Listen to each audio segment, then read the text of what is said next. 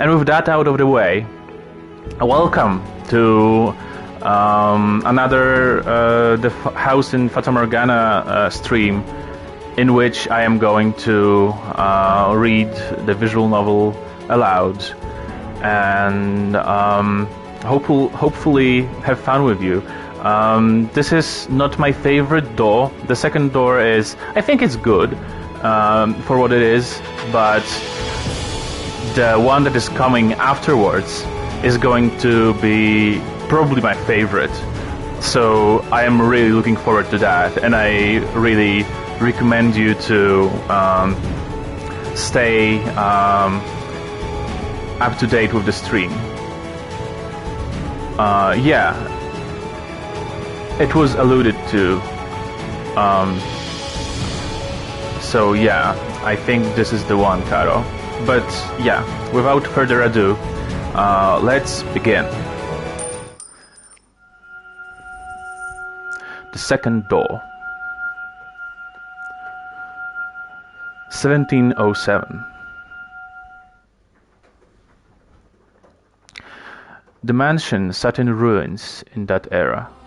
Not a soul resided within. The grandeur of the house was lost to the ages. It was in perpetual decline.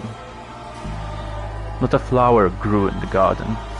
Dust and dirt blackened the plaster. Cobwebs blanketed the corridors. Ivy shrouded the outer walls. It was not a pleasant sight. As hard as I tried to fight it, I could not stop the mansion's descent into disrepair. The depth of the previous owner's grief, or perhaps despair, was far too much. After the beautiful flaxen-haired family, people stayed away from the mansion. They had no heirs, so their bloodline simply vanished into the depths of history. It had been about 50 years since the house last had a resident. The forlorn property appeared as though it had been abandoned for centuries, and the occasional villager who stumbled upon it did not remain there for more than a day. My time there was rather solitary. That was perhaps the loneliest time of my life. Everyone who visited the mansion feared it, and it was left without anyone to become its master. I even came to believe that my time serving as a maid would come to an end in this era. However, one day I noticed something out of the ordinary. As a servant of the house, I am almost immediately aware of any new presence within its walls. And there appeared to be someone downstairs. Can you imagine just how delighted I was? Though part of me was anxious about what kind of person I might find, the possibility that I could be you... the possibility that it could be you had my heart aflutter. So resisting the urge to rush, I headed for the basement. The cellar was where red wine, smoked meat, and other preserved foods were kept. By that point, the wine was practically antique. As I had expected, a man had made his way into the cellar. Is anyone there? Although I am unsure if referring to him as a man is entirely accurate.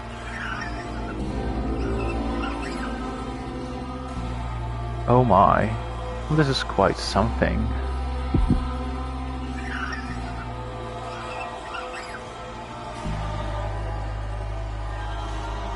The very first thing I sensed was an almost unbearable stench. The odor emanated from the man, heightened by the food he had carelessly rummaged through. Blood-red liquid spilled from wine barrels, soaking the floor. His sunken eyes had a piercing, wolf-like glimmer in them. His teeth were sharp and yellowed, visible as he ripped into a chunk of meat.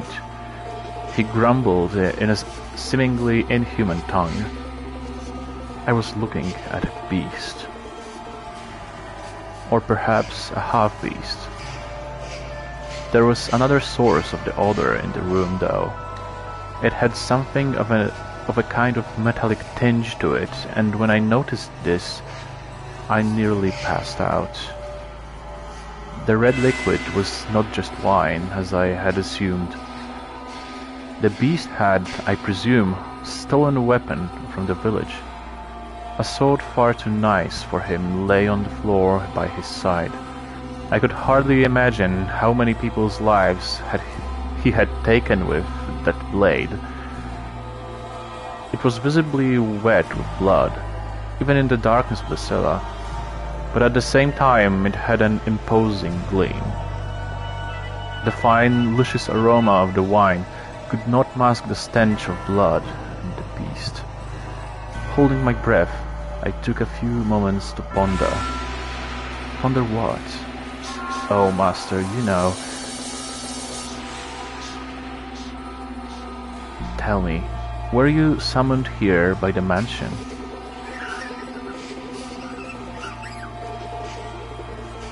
Did you come here knowing what kind of place it is?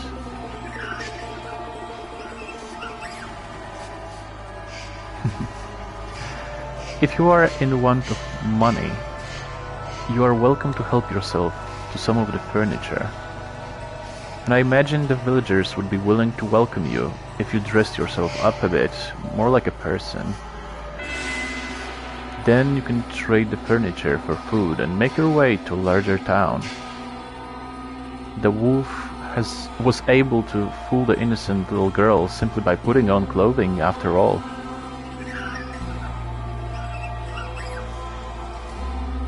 Oh dear, I was afraid you wouldn't understand me. What am I to do? I was in quite the predicament. Nevertheless, it meant a great deal to me then that I had found someone who did not fear the mansion, be they human or beast. So I decided I should give him my assistance, while doing my best not to agitate him. Say, could you perchance be my new master?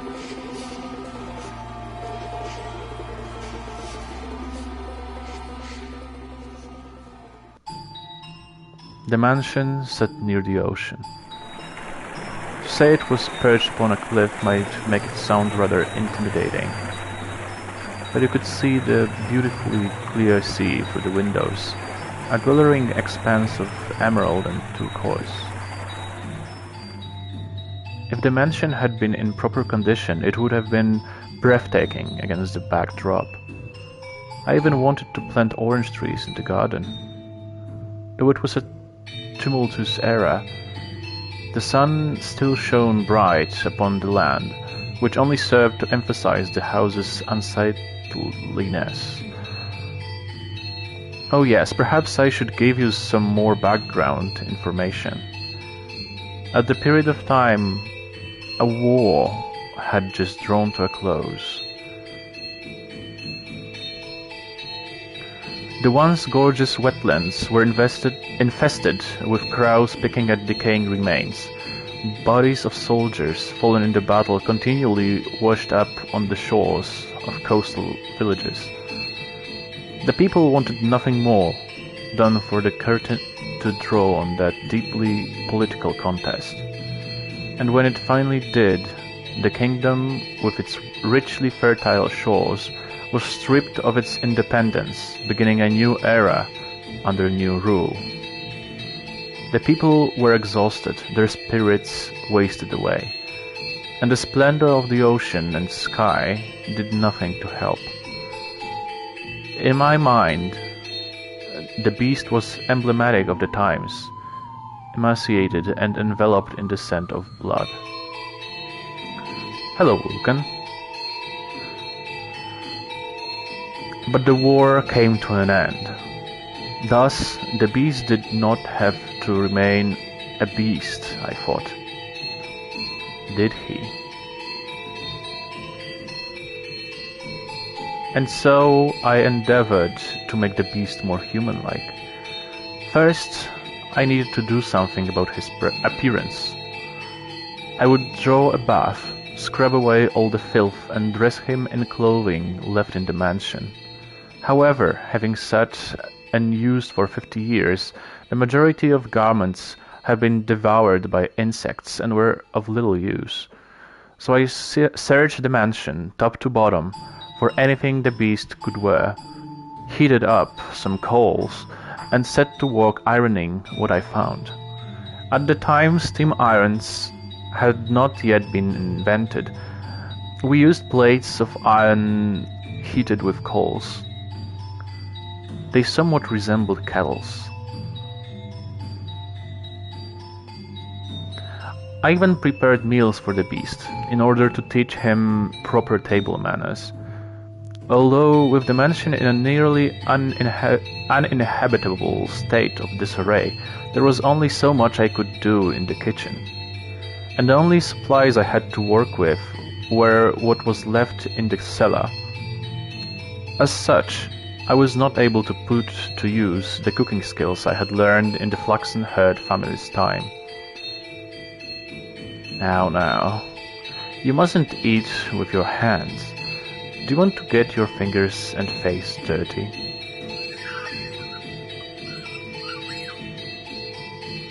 You eat using a knife and fork. See, like this. I feel like I am teaching a young child. Oh my, what are you holding your head for?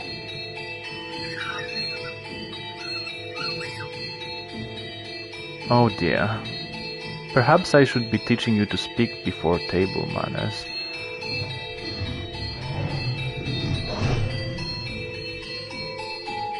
Worry not, we have plenty of time. We needn't act so frightened. You needn't act so frightened. Or perhaps you do not want to be understood at all. Would you be so kind as to tell me your name? You are, for now, still a guest. It is too soon for me to call you master. Or am I mistaken? Your name. That is what people call you. How about I start by telling you my name?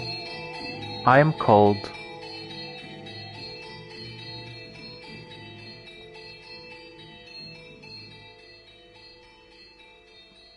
Bestia. Bestia? Your name is Bestia. I see. Then that is what I shall call you, Bestia.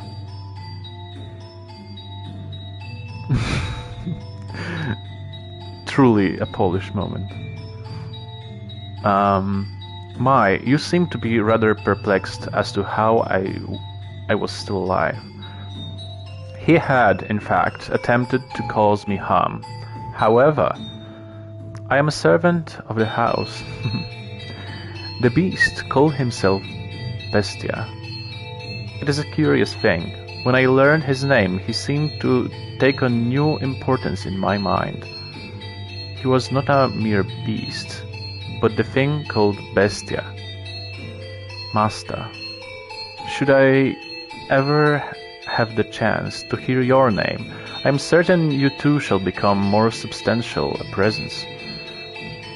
But you must always remember, Master, that even if you do not remember your name, and even if you never know mine, you have always held a special place in my heart.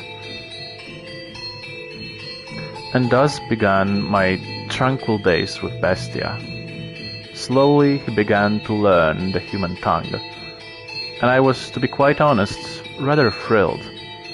To be certain, I was afraid of the beast, but my fear was not so strong as my elation that there was someone else in the mansion, someone to whom I could speak, and someone that might become my master. Come now, you must pull weeds out at the roots, or they will soon grow back. This is a task that requires perseverance. You do it like this, see? There you go.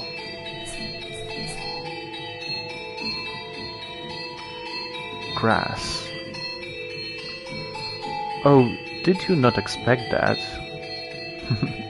What appears to be many plants on the surface is actually all connected within the soil.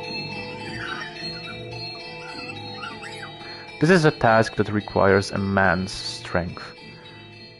If there were other servants, they could do it. So I apologize for making you tend to the garden, future master. Or perhaps, now that you are all dressed up, do you wish to leave the mansion and find someone to fool as the wolf did the sweet little girl? Have you no interest in remaining in such a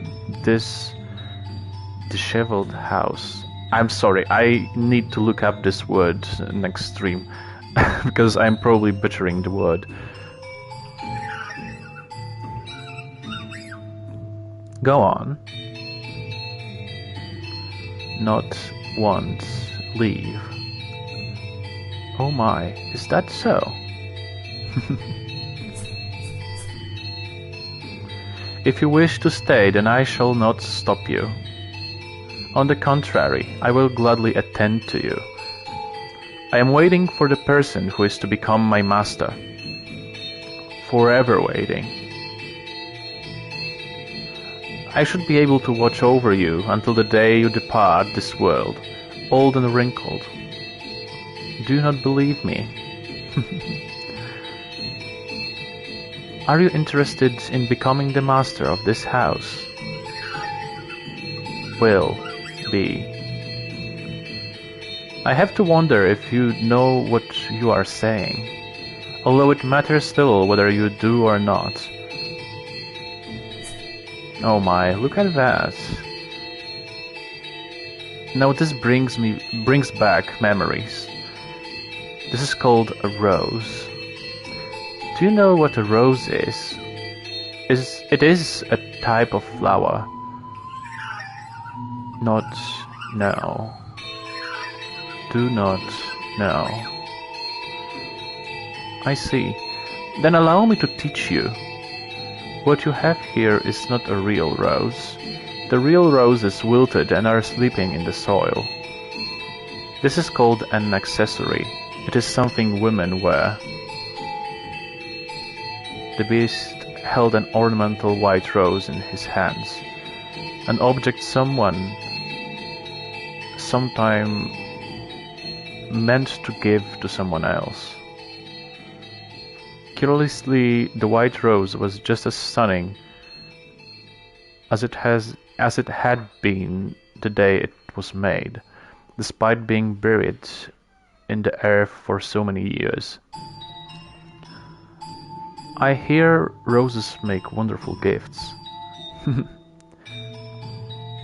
He stared intently at the decorative rose. I had presumed the beast would either discard it disinterestedly or destroy it.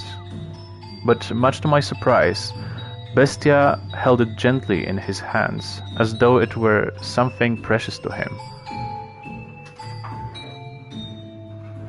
Are you perchance considering giving it to me? So you are not. Very well. Is there someone else you would like to give it to? In that moment, a thought floated through my mind. The thing I had found in a pool of blood. I'm sorry. I focused on the chat for a second. Yeah, we are not spoiling anything in this stream. The thing I had found in a pool. The thing I had found in a pool of blood in the cellar was a monstrous creature indeed, but perhaps that was not, at his core, what he truly was. So I asked him a question. What is that you desire, Bestia? This mansion fulfills people's desires. If you yearn for something, want, Live. Peace. Look at that filthy thing. A beast. It's a beast. It's eating goddamn sand. You really that hungry? Beast, you foul creature. Stay the hell back. Get any closer. Filthy beast. And I'll kill you. Several days passed by. As Bestia began to act more like a person, the mansion followed suit, slowly becoming more habitable, though not yet back to its former glory. No flowers grew in the garden, but neither were there weeds infesting it. The dusty corridors, shattered windows, rust-covered kitchen gradually returned to their proper states. Bestia learned how to change his own clothes and how to draw a bath. No longer did I have to wait on him, hand and foot. He could take care of a number of things all by himself. What we lacked for food, he acquainted from the forest. Never did he go to purchase supplies from the village. Rather, he captured hares and gathered herbs hidden in the overgrowth. They were days without incident, and though such a life may be one for excitement, peace is something that you mustn't take for granted. Those who have it cast it aside, finding the leisurely flow of time dull. Only those who have never experienced it truly know how precious it is. Bestia appeared to be content. He wore an expression of solitary serenity. Someone, is anyone there? And then one day, a crack formed in the uneventful tranquility. Is anyone in there? Could you part with some food? I don't need much. Some food and water. Just a little. That's all I need. Bestia looked over at me, as if seeking my aid. Ironic now. It was the visitor who was truly in need of aid. I pondered it for a few moments, deciding that I could not simply turn away someone calling upon the mansion. Had Bestia ordered me to not let him in, I would have followed his instructions, but he said nothing.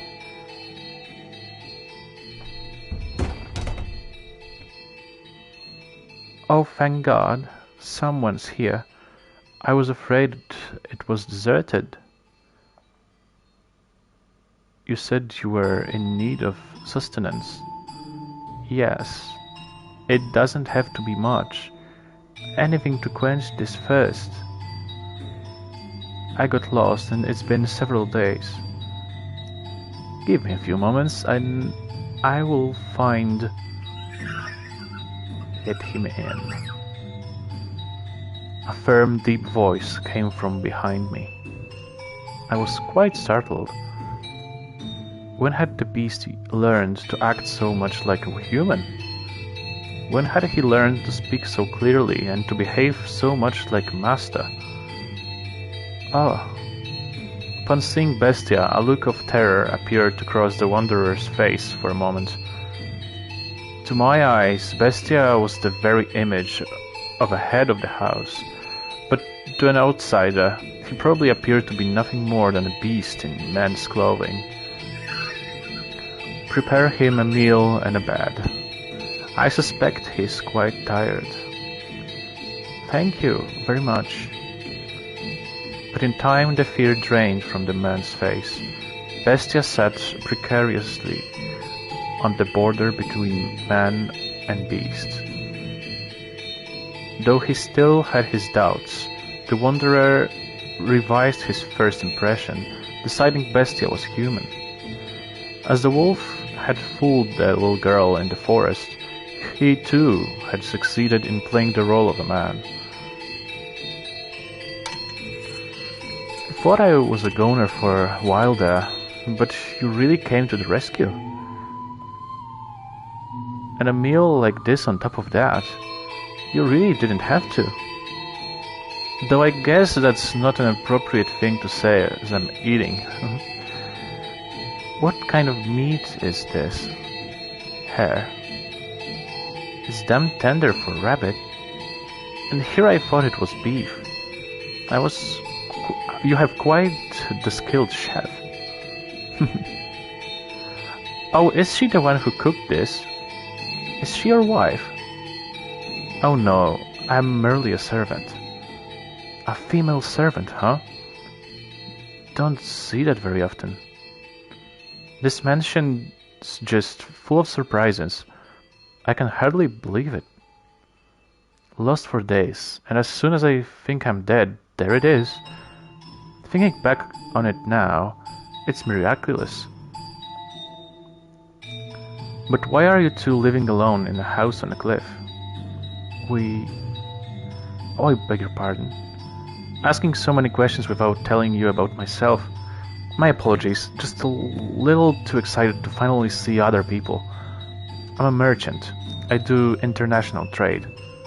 Until a few years back, spice exports, pretty much all, came from one place. But now that we've established trade routes of our own, my country's fighting tooth and nail to push its exports. And in fact, some have lost a few teeth in the fight already. But that's just how it works. It's a cutthroat world. You do what you must to survive. That's just how it works, the merchant said, a sorrowful look on his face. He was quite clearly putting on a show, though. Confidence in himself and his homeland radiated from that man. I came to this land to do business, but much to my chagrin, I somehow ended up lost in the forest. Sorry, my vocabulary doesn't include some of these words. I will try to look up chagrin, or whatever this is. Had I wandered around for much longer, I'd have lost the chance to ever see my beloved again. Your beloved? Yes, sir. I'm constantly out on business, so we only get to see each other a few times a year. But she always waits for my return. I'd like to introduce you to her, if I ever get the chance.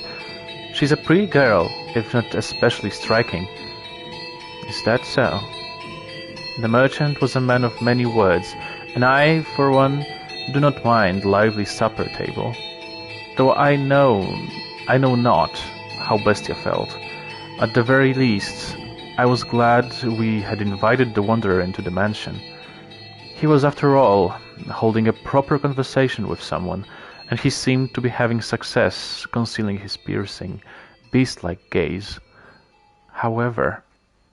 Oh right, I stopped by the village before entering the forest, and I heard a bone-chilling tale there.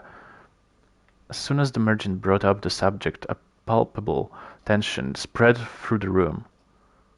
They say there have been sightings of a beast.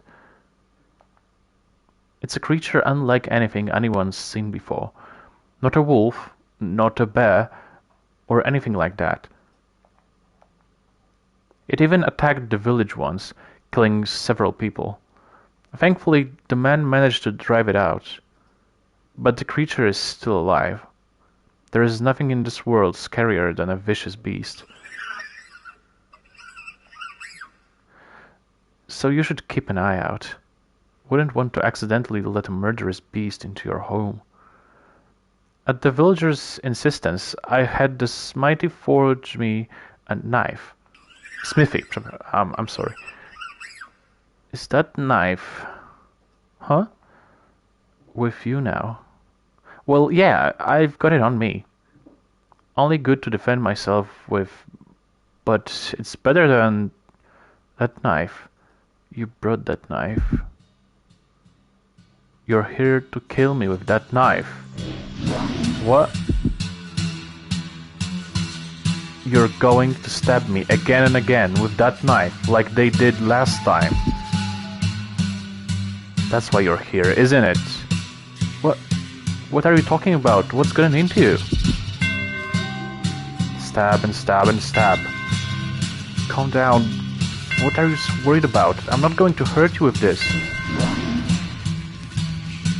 What did you just say?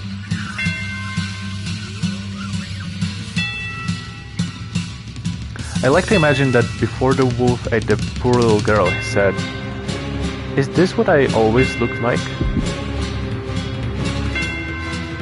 That beast. What's the problem? What's wrong? Talk like a human. It's me. Stop, stay back. Get any closer and I'll stab you to death. You act like you only just realized I'm a beast. That's right, I'm a beast. I killed them. Stay back. And I'll do the same to you. Help! In his hand, Bestia held his sword. Perhaps it had been hidden under the table, or maybe behind his chair. Regardless, it was as though he had expected this to happen. The merchant kicked aside the chair, attempting to flee, but Bestia closed the distance in an instant, knocking him back. He lost his balance and slammed against the wall, but still he made to escape, though the beast stood blocking his path. No, please stop this. Don't kill me, my beloved is waiting for me back home. I can't leave her behind. And why should I care?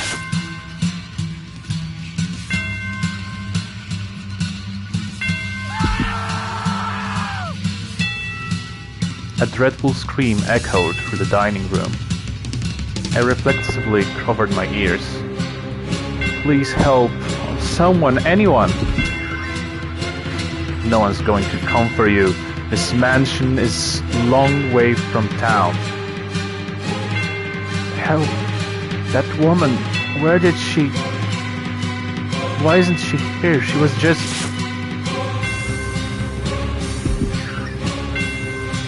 You'll kill me if I don't kill you. And so I must show you that I will. I must show you that I'm serious. I must kill you or you won't understand. You just won't understand.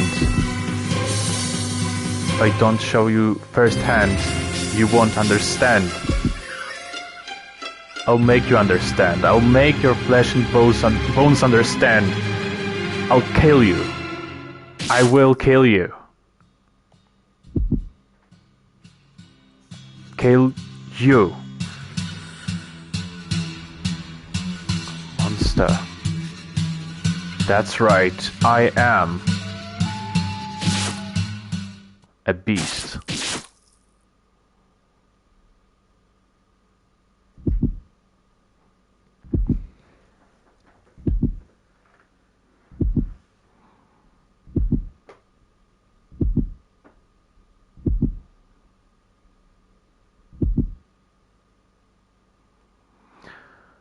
They had been enjoying a peaceful meal around the table together just minutes earlier. So what had triggered this?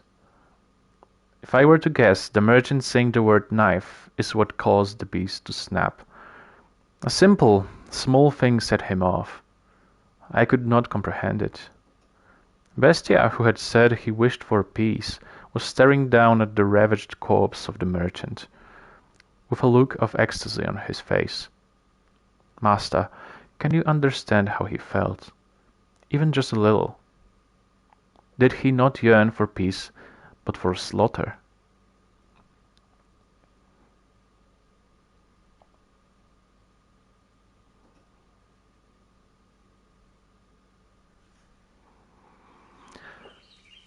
All right, that does it for today's shopping. And now, the moment we've all been waiting for, snack time.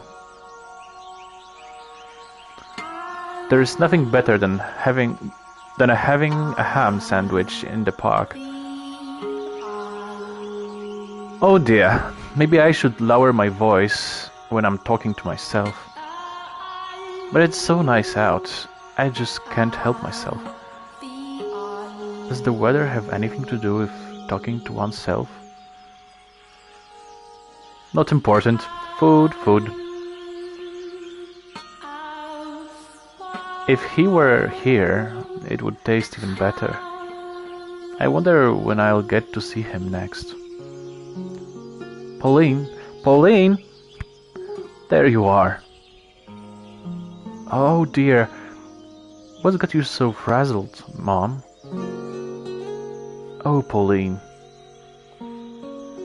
What is it? Did something happen? What's the matter, Mom? Mom? Pauline. This isn't like you, Mom. It's not like you at all. Tell me, what happened? I told you to stay away from men who trade. Huh? Oh, Pauline, my dear daughter. Why must God be so cruel to such a sweet girl? You're hurting me, Mom. Don't squeeze so tight. What's gotten into you? Listen carefully, Pauline. You must be calm and hear me out, understood? Your lover, the beloved man you wait for, is dead.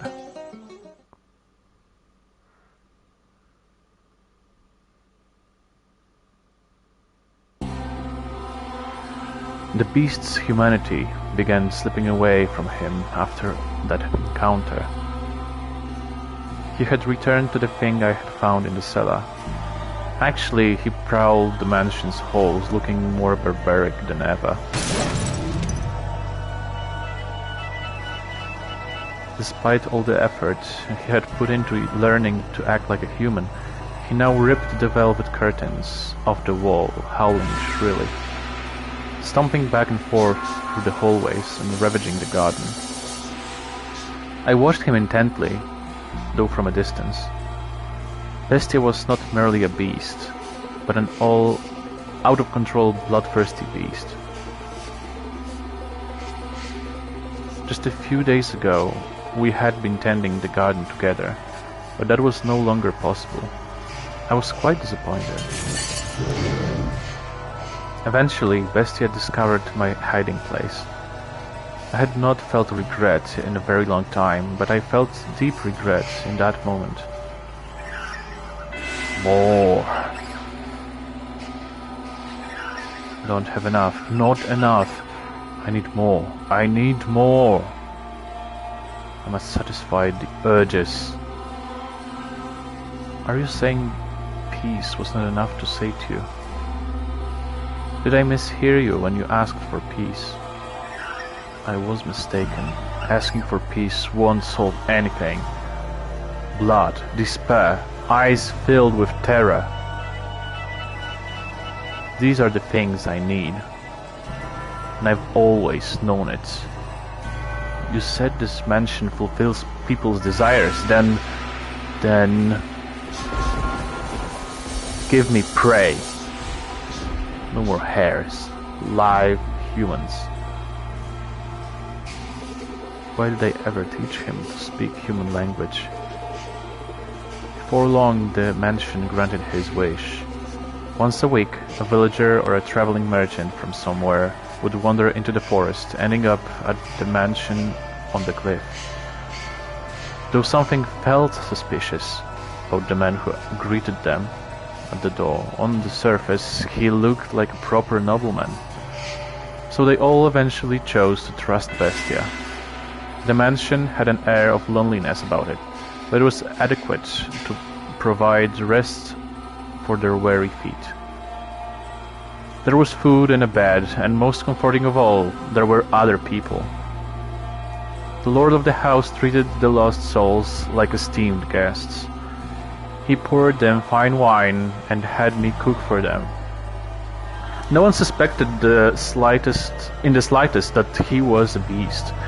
He put on a reasonably convincing act. Because yes, I had taught him how to behave like a master. The visitors all went to bed contented.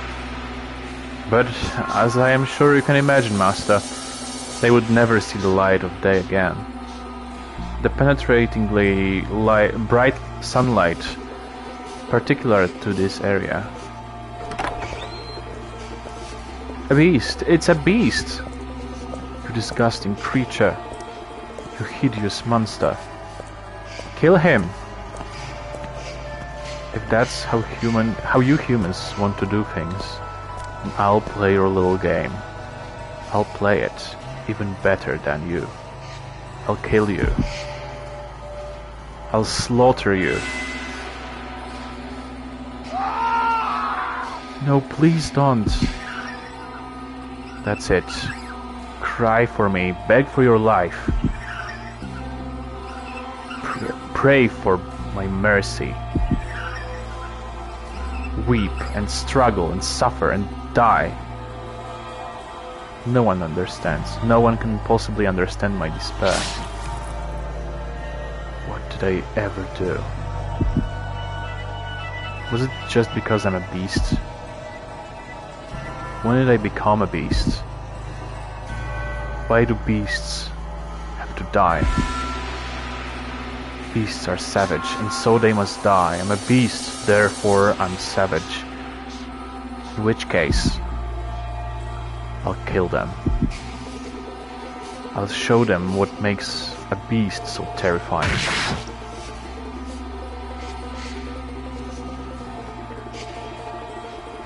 Moonlight crept through the torn velvet curtains, shining down upon the blood-soaked beast. It was a sight that would incite terror in anyone. Look at this. No one can stand up to me. Humans have no chance against beasts.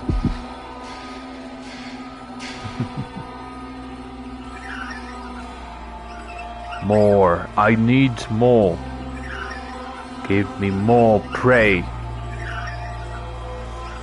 The mansion continued to sate the beast's demented craving, sending not one but multiple vergers into his claws, into these blood-stained walls, of which echoed his monstrous howls.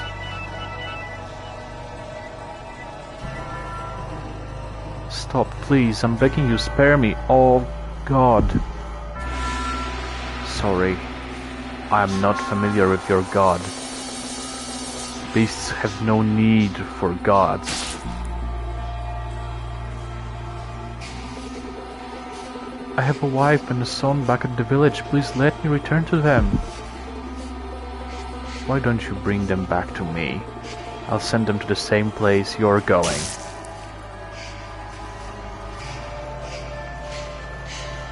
I am with child. Please let me go. Are you now? In that case, I'll kill the baby first.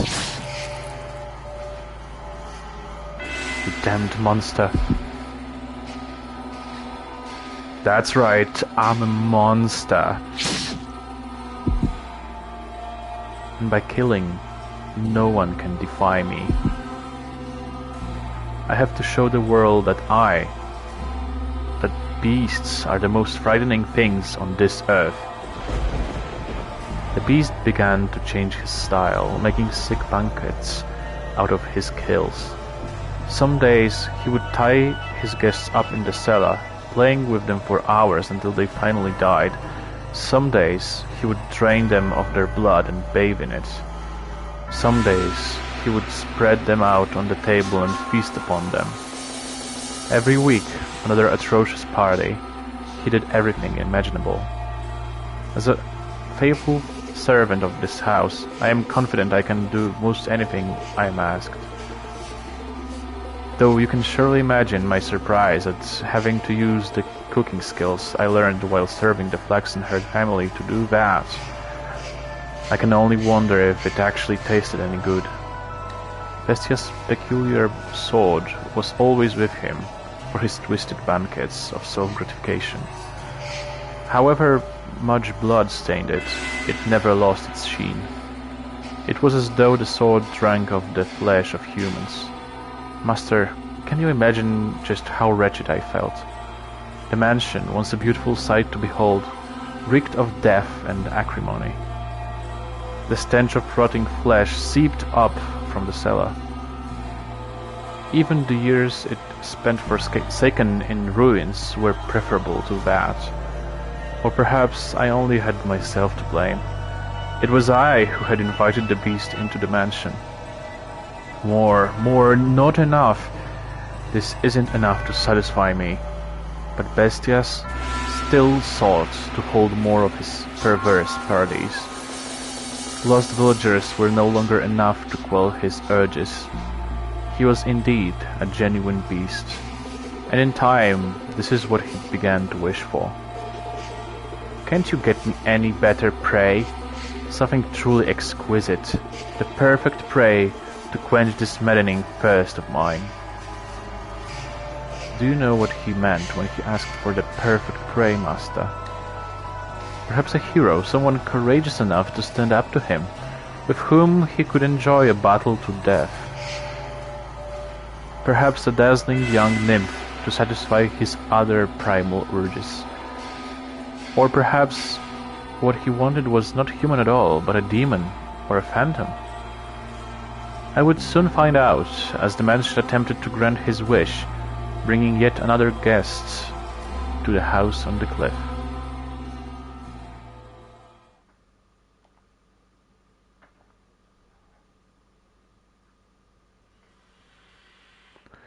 If the devil guides us, if God guides us, then perhaps I could accept that this was fate.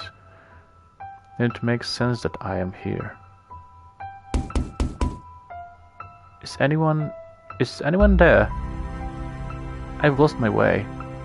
Would you please be so kind to spare me a little food? Oh, there. There it is. There comes the poor little offering. They never learn. They just keep coming again and again. The mansion keeps granting my wish. I would be glad to provide you some food. And you are welcome to stay the night, get some rest. I will have a room prepared. Then I suppose I shall take you up on your generosity. I have been wondering for a very, very long time. What was it, Master? You recognize her? I imagine you would. That white hair, those red eyes, skin the color of freshly fallen snow, and that flawlessly beautiful visage. You could not possibly mistake her for anyone else. And no, it is not someone who happens to resemble her. I can understand why you would be surprised, Master. At first I could hardly believe my own eyes. The wanderer knocking on the door that day was the very same fair-skinned young woman who visited the mansion so many years earlier. The white-haired girl must have spent many a night in the forest. Her crystalline skin was covered in red scratches from where she had brushed against stray branches and tree bark. She had even lost her shoes and was standing there barefooted, looking quite disheartened. But that did not make her any less beautiful. In fact, you could just imagine the dense forest canopy parting to allow the sun to shine down upon her. The beast appeared surprised by her angelic beauty as well. It seemed as though all the madness drained from him in that moment. He said nothing, but his eyes told all. He was entranced by the sight of her ruby-red irises and her pure white hair. Pardon? I am a beast. This is what I asked for. Something to quench my thirst. You're allowed to be happy. But as I said, it was only for a moment. So rejoice. Imagine just how gratifying it will be to see such a beautiful woman writhing in the throes of death. Follow me. I will have a bath drawn as well. And once the moment had passed, the beast was barely able to contain the wellspring of madness within himself. He wanted nothing more than to run his sword through the white-haired girl that very instant, to torture her, to defile her.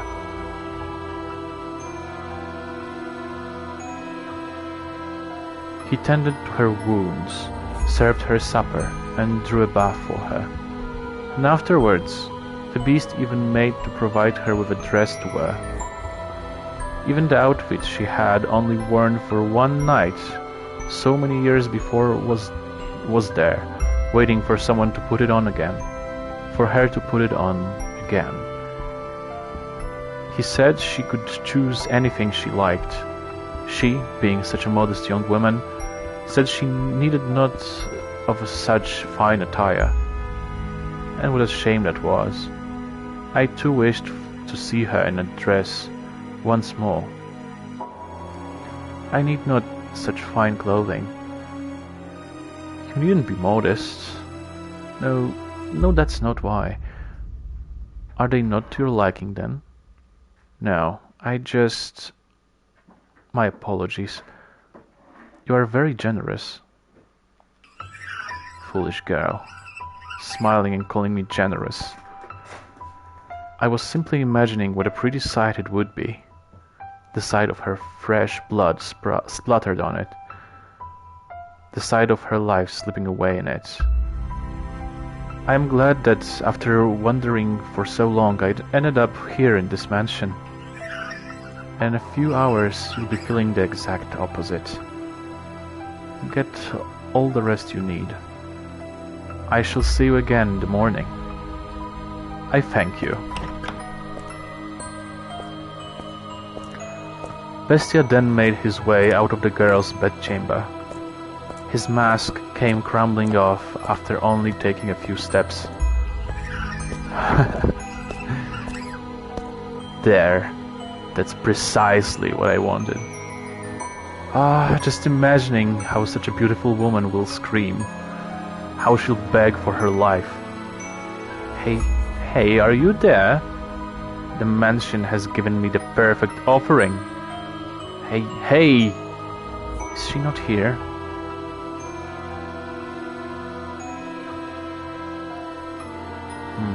Is someone there?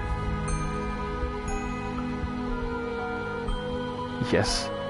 I came by to ask if there was anything you needed.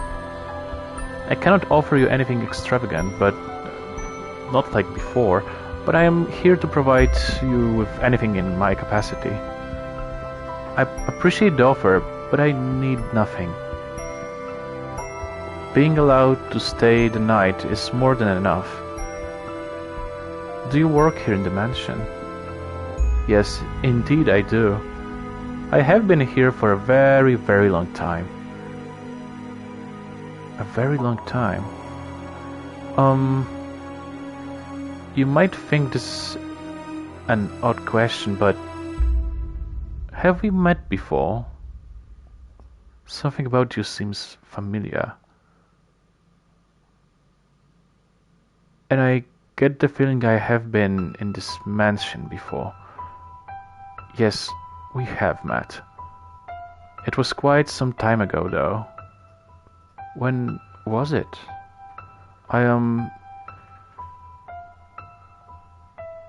It was an unimaginably long time ago.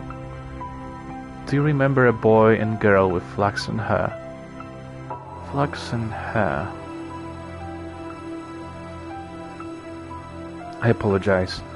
My memory fails me. Do you not remember me either? I see. You should probably not push yourself to remember them. There were joyous times and there were less than joyous times. But would you be so kind as to answer one question? What might your name be? My name is X'd out.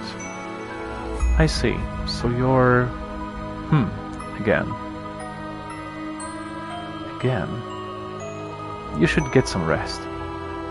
I will make tea for you in the morning. Also, go on, close your eyes.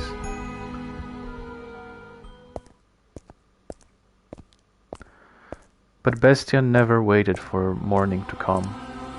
With his sword that smelled of blood hanging from his hip, the beast slowly, ever so slowly crept toward the room where the white-haired girl slept. The time was soon approaching for the bloodthirsty beast to paint the walls with the young woman's blood, to turn her bedchamber into gore-splattered altar, upon which he would offer her to the devil. However, when he opened the door, the beast would hardly believe his eyes. She was not asleep, but sitting there as if expecting Bestia's arrival. Why are you awake? Did you not go to sleep? I heard footsteps, so I... And what were you planning to do when I got here? Surely you didn't think we'd simply have a nice midnight chat. I was hoping to ask what it was that you wanted. To ask what it was I wanted. Do you even realize what you're saying? Can you not see what's in my hand? You know exactly what I came here to do. Aren't you going to beg? Aren't you going to plead for your life? Aren't you going to ask me not to kill you? If it's necessary. But is that what you want? What I want is something much, much more gratifying than your pleas. I want to hold a banquet. It's not enough. No matter what I do, it's not enough. But you will be enough to satisfy me, to quench my unholy thirst. To completely, wholly fill me to the bursting point. You want to know what I desire? I desire to devour you.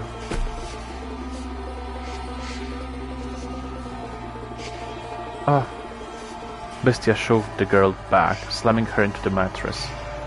He then stabbed his sword through the sheets beside her, looking down upon the girl, the moonlight at his back. Clenching her slender throat with one hand, he drew his sword once more, holding the tip but inches from her nose. No matter how much blood it drank, the sword continued to shine gloriously, as though it had just come from the forge. It was an awe-inspiring, tear-shedding blade, the sight of which would cause anyone to imagine the misfortune about to befall them. Go on, mock me, ridicule the hideous, barbaric beast standing before you. From the moment you saw me, you thought me unsettling, no? But you averted your eyes, because I had food for you.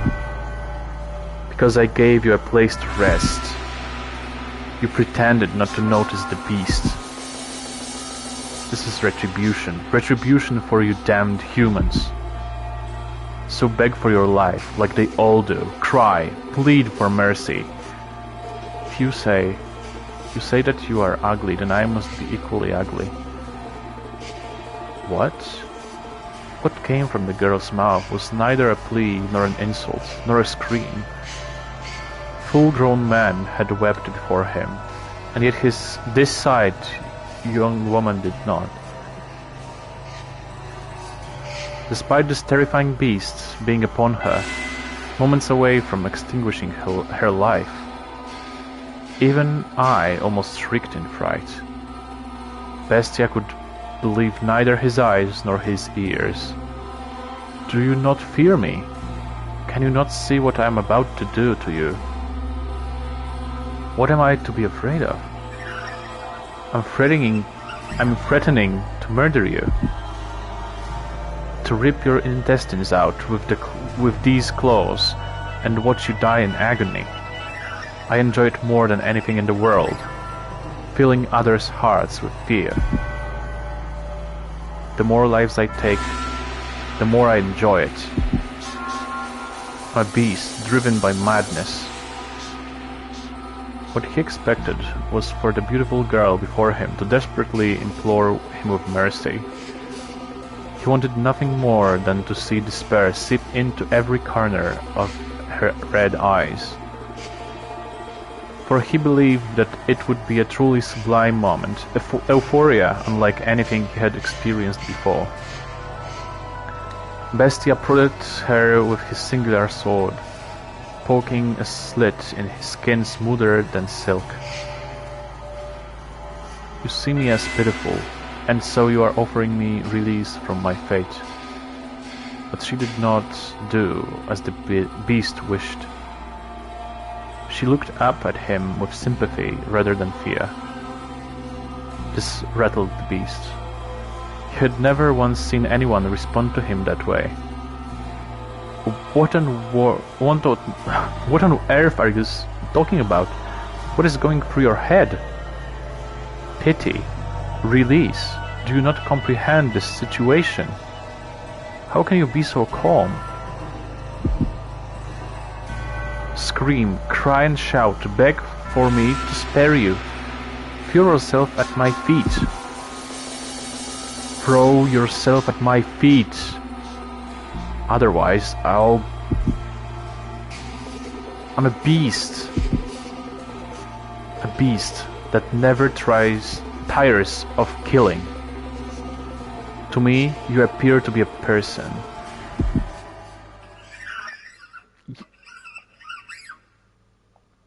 You're lying. You listen to the things I say and you respond with your own words. I was taught how to speak. I am a beast who speaks human language. But you think, you use your mind to come up with responses, and you hesitate. If I'm human, then why do they disparage me so? Disparage? Why do they reject me and try to kill me? Because I'm a beast. A repulsive beast. That's why, isn't it? I will do nothing to hurt you. We are alike. Alike? Don't be ridiculous. How can you say we're alike when you're as beautiful as you are? There is nothing beautiful about me. What value does outward appearance have? You have suffered much persecution, which is why you tremble in fear. I'm not trembling. I'm not afraid. I can hear the cries of your heart. What on earth is wrong with you? Why are you not afraid? Why do you not scream in terror? I am afraid, but more than fear, I feel like I know now what my role is. Your role. If you will have me, then I would like to remain here in the mansion. Are you mad? I will eventually kill you, torture you, put you through hell, make you wish you were never born. That does not change my mind. Please allow me to stay. I find it very hard to believe that what you want deep down is to hurt people. And I get the feeling that I am meant to be here. That is my role.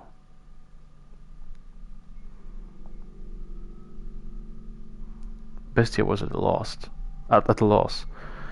He was perhaps afraid of this girl, who did not fear him, and even attempted to embrace him. She behaved too differently from all the other humans he knew of, who only ever harassed and pushed him away. Why are you so kind to me? To this beast, this murderer? Bestia's sword slipped from his hand, hitting the hard floor with a metallic whine. When the sound died down, the white-haired girl extended her hands for the beast with the utmost of affability. Her fingers were white as freshly fallen snow, something this area never saw. They traced his distinctive frame. They ran across his unusually shaped nose. They slid across his rough, yellowed skin. They drifted around his rather small eyes. The beast trembled once more, this time not out of twisted desire from deep within, but from the unimaginable comfort of physical contact. Her fingers moved so gently, so pleasantly, wrapping him in their warmth. "Are you crying?"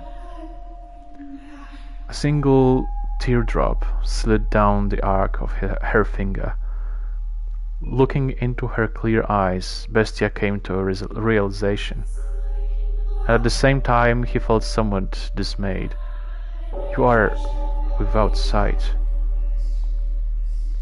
Taken in the throes of his primal urges, the beast had not noticed, but there was an emptiness in the girl's eyes. She appeared to be gazing far into the distance, not focused on the man despite being close enough to touch him.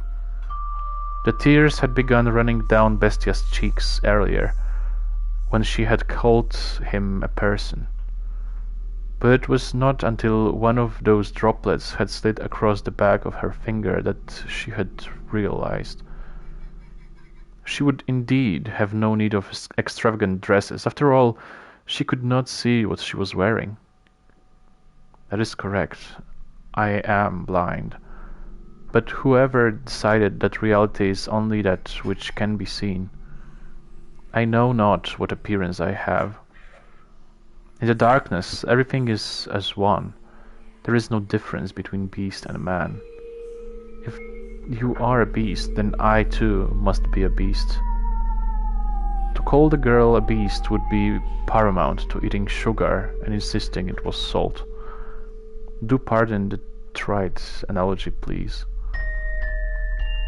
But you know rather well, master, that the white-haired girl was not at all what you would call a beast. Not simply in appearance, but all the way down to her core. There was nothing beastly about her. Her words brought him faint pain, but the beast still felt on some level that he wanted to keep her at his side, to see what would happen. His next words were in large part impulsive. I am grateful that you cannot see.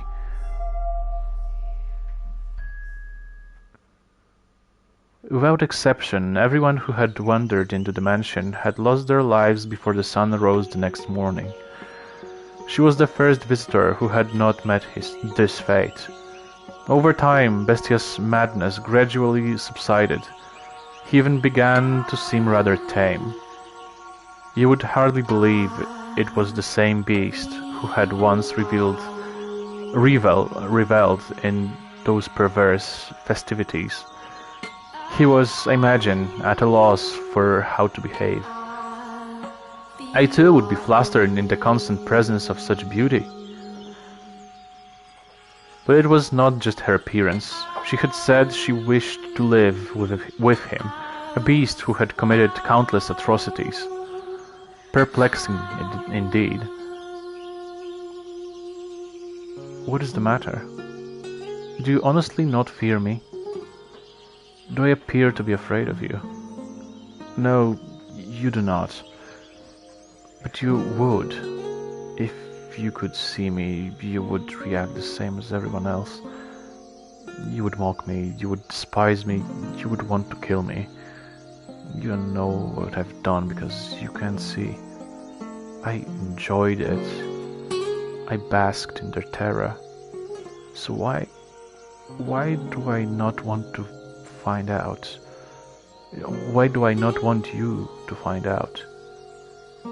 I don't want you to know how many people I've tortured, how many I've slaughtered, how much blood I've imbibed. all the horrible things I've done. Horrible? I'm aware that what I've done is wrong, but I relished in it. I wanted for so long to slaughter them. I desperately desired to see blood, human blood. What is it I crave? Murder? Or laughter? I said that I had no need for peace, yet here I am. Is something the matter? No, some tea. Oh, shall I make some? Are you thirsty? No. I made some tea. It's probably cold by now. I thought you might want some. You don't... No, I'll take it. What are you laughing for? Because I'm happy. Is it to your liking? It's bitter. Their life together began quietly, their days without event. They had no extravagant meals, there were no swaths of guests lending life to the mansion's halls, but there was also no one screaming in fear for their life. It was the peaceful life Bestia had lost, and he had returned once more to that quiet realm. What's the matter? You're always so quick to notice my presence. My world is one of darkness, so I have a heightened sense of hearing. What is it like? How do you perceive the world? I can't imagine living in complete darkness. Occasionally I can see light. Light. Yes, not a radiant light like the sun, but a soft light floating in the darkness. Like a candlelight, I suppose. That only perplexes me all the more. I find it difficult to understand what you are describing. Is that so? It's difficult for me as well.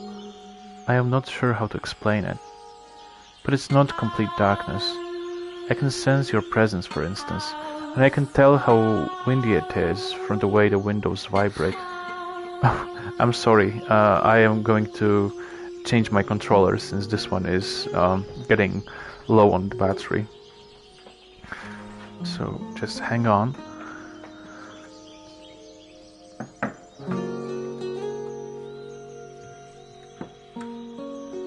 There we go. Okay. We're back.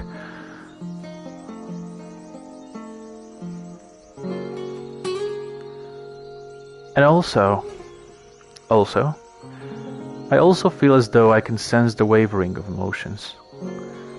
The candlelight begins to flicker erratically. From fear, intense sorrow, or other similar emotions.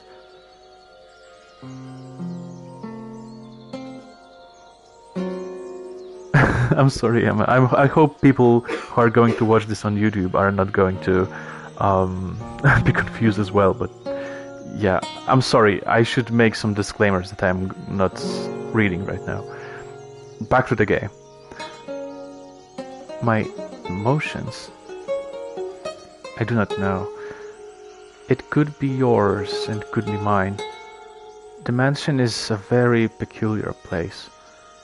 The candlelight is always wavering, and yet it seems somehow stable. It makes me feel as though this is where I belong. I don't think I understand. I am a beast, and so I lack the intelligence.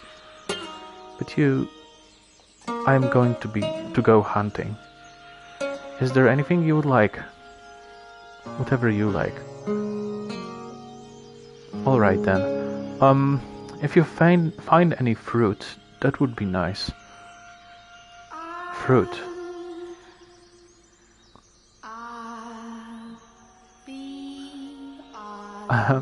It's sour. You picked it before it was ripe. I didn't know. Is that a bad thing? I don't know anything. I cannot see, but if fruit is still green, you are not supposed to eat it yet. What color are these? Green... no, blue. Shall I give you a hand preparing supper? I cannot ask for help of someone who can't see. You'll hurt yourself. Don't worry. I can tell for the most part where things are by touch and sound. Are you worried? Worried? Oh, worried. The thought of blood dripping down her finger doesn't excite me. What's going on? What on earth happened to me? If I appear to be in any danger of harming myself, please let me know. Then you have nothing to worry about. You do not seem any more comfortable in a kitchen than me. She always cooks the... Where did she go? Huh? She always comes when I call.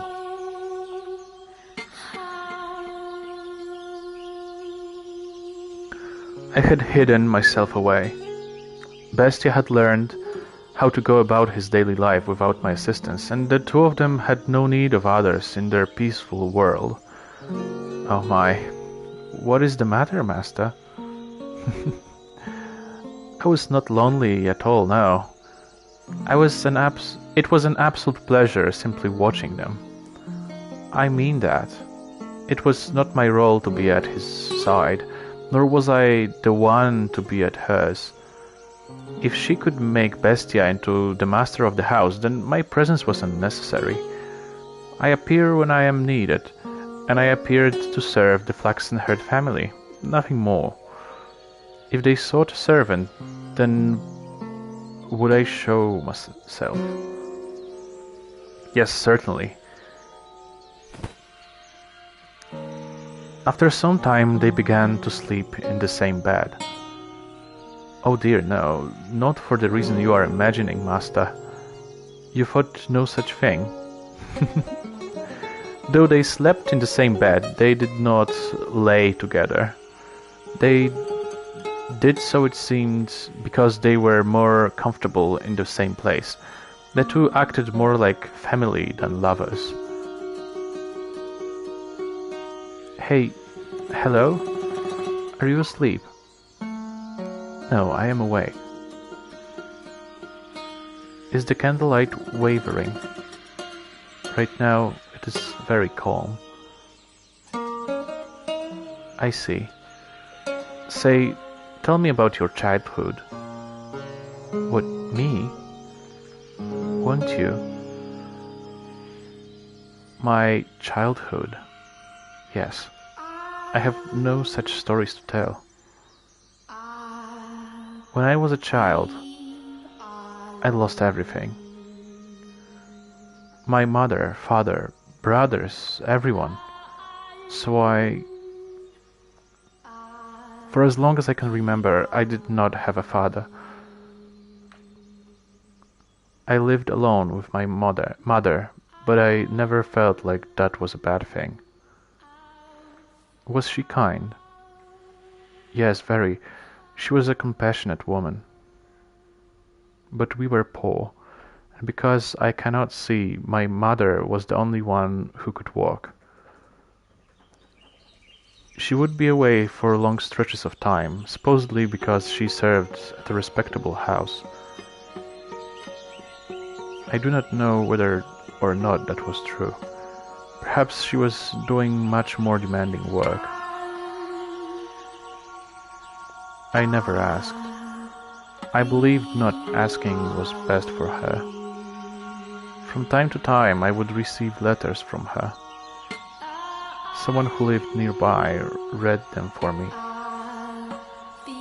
The letters went something like this. Life in the mansion is difficult, but everyone treats me so well and they say I do good work. I'll be back with more money soon, so you be a good girl.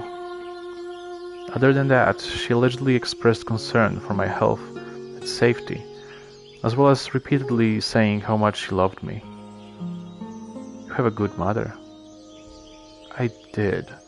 Nearly everything I remember my mother saying to me was written in her letters. So much kindness and warmth. Why do you not live with her now? Why did you end up here in the mansion? Before long, she lost her life at her place of employment, and I was sent the money she had earned. It was, I imagine, enough to survive on. When my mother was alive, she often lamented my blindness. If only you could see, she would say. I could show you just how extraordinary this world is. So I decided I would visit a renowned physician in order to fulfill my mother's dream. A physician in this country. However, upon examining me, he said that he could not restore my sight. Dejected, I was on my way back home when bandits attacked. They robbed me of the money I brought to pay for my treatment. I lost everything my mother saved for me, the money she gave her life to earn for me. I failed to repay her for anything she did, which cast a dark cloud over my heart. My world has always been wrapped in darkness, but at the moment I was in the deepest abyss. There was not even a speck of light. I was at a complete loss. With nowhere to go, I simply wandered, no destination in mind. And that was when I miraculously arrived at the mansion. It was as if I had summoned me here. It had summoned me here. You were being summoned by the mansion to fulfill my craving. But it didn't end up this way. I wonder if the mansion is disappointed. I see. I apologize for not having a brighter tale to tell. I imagine you were hoping to hear joyful childhood memories. No, did they hurt you? Pardon? The bandits, when they attacked, were you hurt? You are so compassionate. I am no such thing. I am not compassionate. I was perfectly fine. I took a few scratches, but nothing you need to worry about. I see. I believe that I am happy now. I was unable to regain my sight, and I haven't the money to return home. But I believe I left in order to come here. Is your life right now happy? I am terrified. I'm volatile. I'm growing accustomed to this woman's comfort. I'm afraid of losing her. A beast should not have these feelings. A murderous beast. Take this. What is... It makes a good gift, supposedly. I was planning to throw it out when I learned that, but I couldn't. I felt like I was meant to give it to someone. That could only be you. It is a fake white rose. White rose accessory. Do you not want it? No, I do. Just for some reason... Never mind. Thank you, I appreciate it.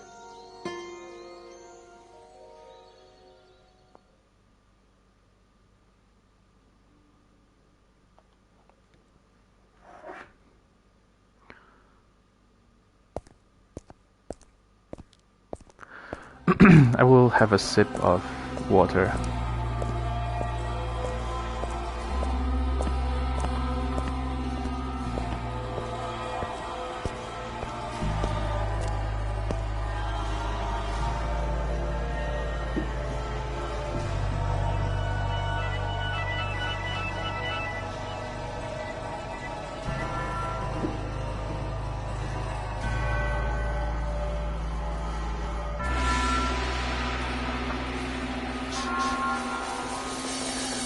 Do you not desire more prey? But you were so hungry for blood before. I've had enough. I don't need any more. Although she is blind, no, because she cannot see, she does not push me away. She's not the only one willing to accept me, to be with me. She is the only one willing to accept me, to be with me. Such a fickle creature. You obtain peace, cast it aside, then pick it up once more. But you'll never be able to escape it completely. After all, you are enchanted by the pleasure murder brings. You have been for a very, very long time. This time I'm done. I won't kill anyone anymore. Being with her is far more satisfying than the joy killing brought me. To be with her is what I truly want.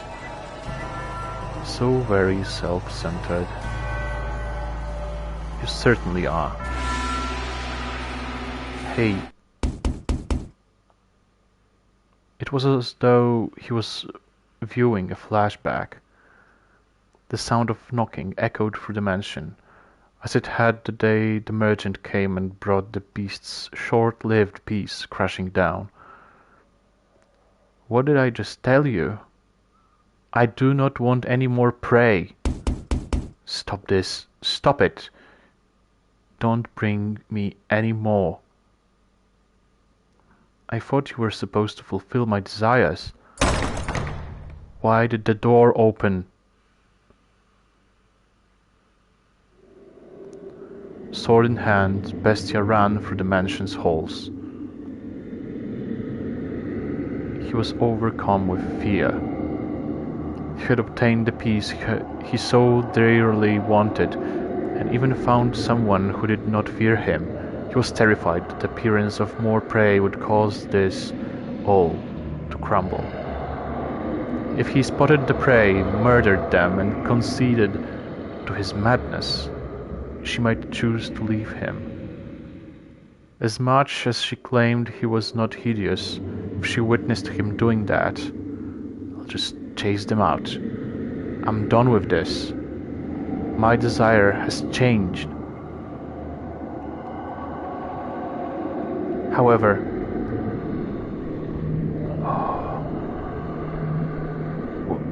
why? Bestia shuddered in terror at the sight.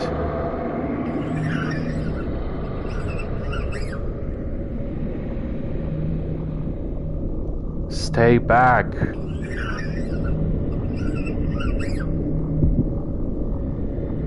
Stay away from me! He broke into a run.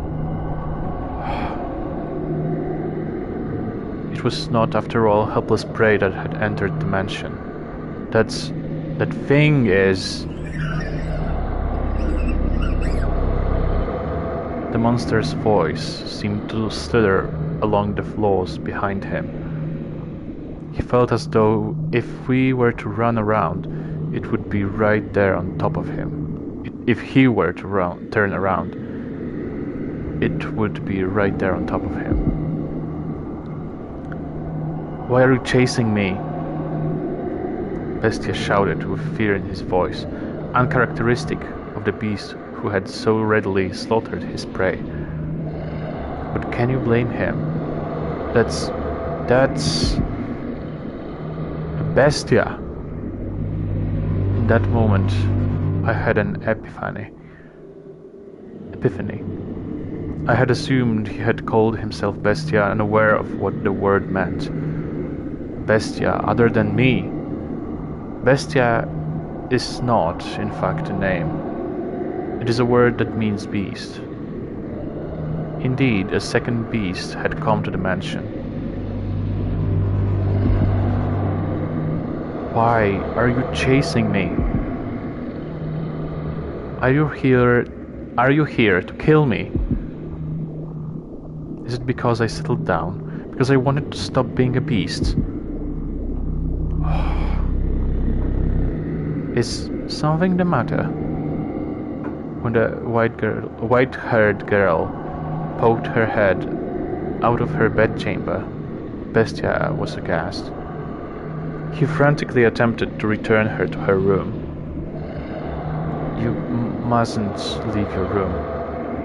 But as he was doing this, the horrifying creature, no, the beast's voice drew nearer. Do not open this door for any reason. I will protect you. That's right. I don't want this peace destroyed. These tranquil days together with this woman. I will protect them. I will. Trembling in fear, Bestia gathered his resolve. He pointed his sword, which until then had only been used to torment others, at the second beast. Now he would wield his blade to protect the person he cared about. This was the same beast who had killed and killed and killed to satisfy his own primal desires. I will not let you destroy this. I will protect it from you. From a rational point of view, the things he was saying and feeling were rather idealistic, but Bestia was desperate. He did not want to lose this peace. Before long, the beast, the one chasing him, appeared from within the darkness.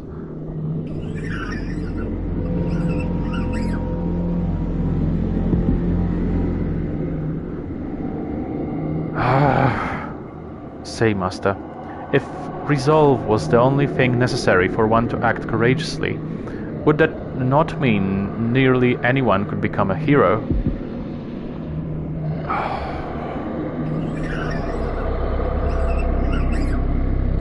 Bestia had viciously slaughtered so many people before. He had gathered the courage to protect the things he cared for. But now he was shaking. He did not gallantly bring his sword down upon the approaching beast. Instead, he trembled visibly from head to toe.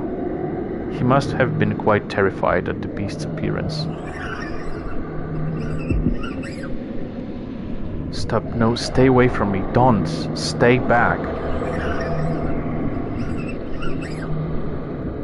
Seeing Bestia so scared, I imagined the beast thought it a prime opportunity, for it slowly, ever so slowly, ambled toward him.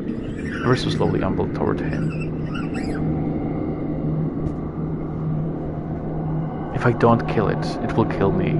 I have to kill it, I have to kill it, I have to kill it, I have to kill it, I have to kill it. And that was the moment Bestia's mind ran off the rails of sanity. Kill, kill, kill! He lifted his sword up above his head, facing the approaching beast, and shouted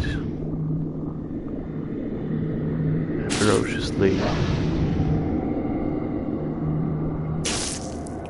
Song it down upon his assailant.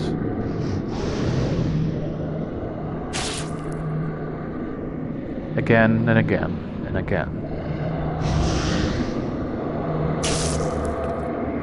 Screaming horrifically at the top of his lungs.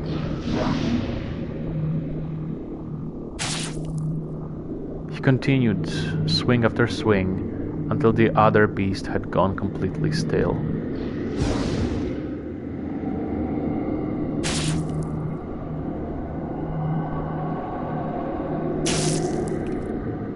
Before long, copious volumes of fresh blood stained the corridor. At some point, the other beast had stopped moving and sunken into a pool of its own lifeblood.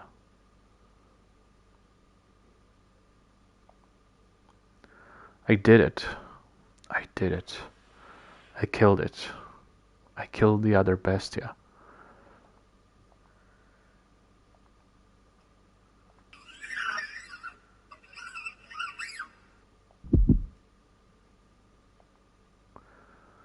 Bestia had let his guard down, assuming he had claimed victory over the unmoving beast. I had not imagined either that the beast could still be alive after shedding so much blood.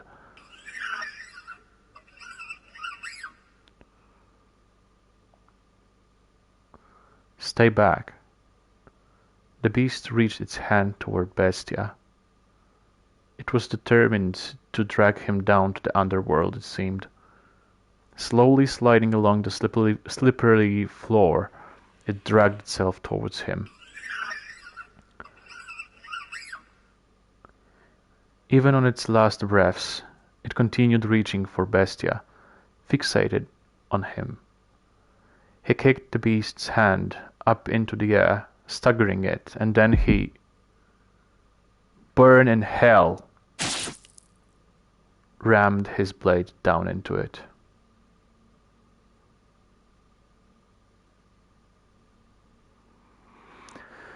Bestia's fear-stricken expression was hardly that of a knight who had just saved the maiden. Nevertheless, he had indeed eradicated the other beast.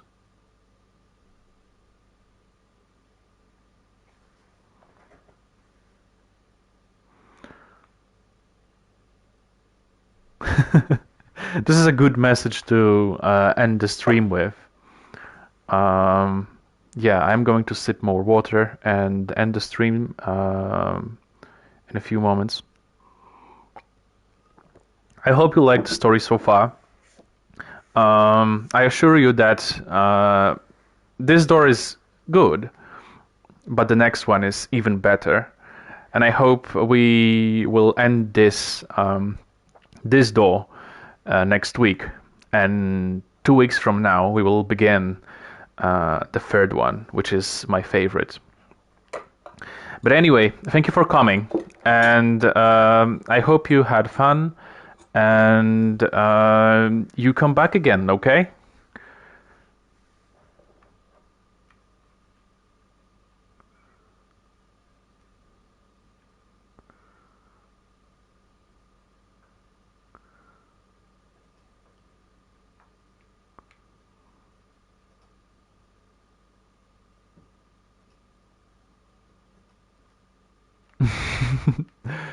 I'm happy to hear that, Laura. See you again.